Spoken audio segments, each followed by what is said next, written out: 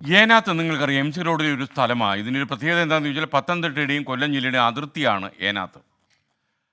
അവിടെ നമ്മൾ ഒന്ന് ശ്രദ്ധിച്ചാൽ നമ്മുടെ കണ്ണൊന്ന് പാളിയെന്ന് വരും. അത്ര മനോഹരമാണ് ഇവിടെ സൂര്യകാന്തി പൂത്ത് നിൽക്കുന്നത്. ജൈവ കർഷകരായ മനുവും അനിലുമാണ് പാട്ടത്തിനെടുത്ത സ്ഥലത്ത് പച്ചക്കറിക്കൊപ്പം സൂര്യകാന്തിയും വളർത്തിയത്. പത്തനംതിട്ട ബ്യൂറോയിലെ സഞ്ജയ് ഇക്ബാലും രതീഷ് മാടമ്പശ്ശേരിയും പകർത്തിയ മനോഹരമായ ദൃശ്യങ്ങളിലേക്ക്.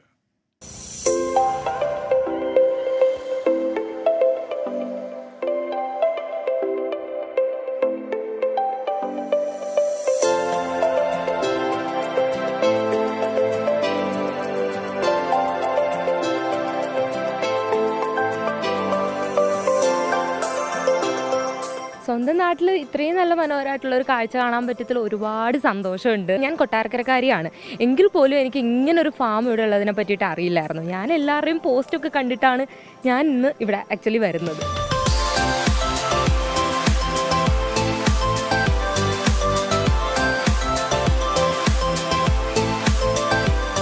വളരെ ഉത്സാഹത്തോടും കൂടി കാർഷിക മേഖലയുടെ 2 യുവ കർഷകരാണ് ഈ അനിലും അതുപോലെ തന്നെ മനുവും. രണ്ടുപേരും വളരെ കഠിനാധ്വാനമാണ് ചെയ്തിരിക്കുന്നത്. ഇവിടുത്തെ കൃഷി കഴിഞ്ഞാൽ ഇവിടെ കാട് പിടിച്ച് കിടന്ന സ്ഥലമാണത്. ഒരു 3 വർഷം മുന്നേ ഇവിടെ നോക്കിയാൽ ഇവിടെ മൊത്തം തരിശും കാടുമായിരുന്നു. ഇവർ രണ്ടുപേരും ഈ സ്ഥലം പാട്ടത്തിനടുത്താണ് കൃഷി ചെയ്യുന്നത്.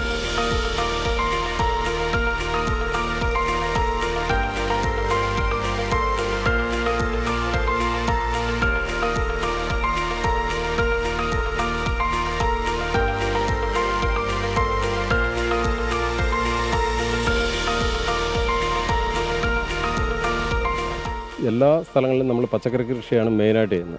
അപ്പോൾ ഇവിടെയും പച്ചക്കറി ചെയ്തുകൊണ്ടിരിക്കുമ്പോൾ 2 വർഷം തുടർച്ചയായിട്ട് പച്ചക്കറി ചെയ്തപ്പോഴത്തേക്ക് നമുക്കിവിടെ ഉൽപ്പാദനം കുറവ് വന്നു. അപ്പോൾ കീടശല്യങ്ങൾ കൂടി. അപ്പോൾ അങ്ങനെ വരുമ്പോൾ നമ്മൾ അതിനൊരു ബ്രേക്ക് കൊടുക്കാനായിട്ട് സാധാരണ മറ്റ് വയലുകളിലും കാര്യങ്ങളിലും എല്ലാം ചെയ്യുന്നത് ചേന വാഴയോ എല്ലാം മാറ്റി നടുക. ഈ സൂര്യകാന്തി ആകുമ്പോൾ നമുക്ക് പെട്ടെന്ന് കൃഷി ചെയ്ത് അങ്ങ് മാറ്റാൻ പറ്റും, ഒരു 3 മാസം കൊണ്ട്. ആദ്യം ഞങ്ങൾ കൃഷി ചെയ്തപ്പോൾ ഞങ്ങൾക്ക് ഒരുപാട് പരാജയമായിപ്പോയി.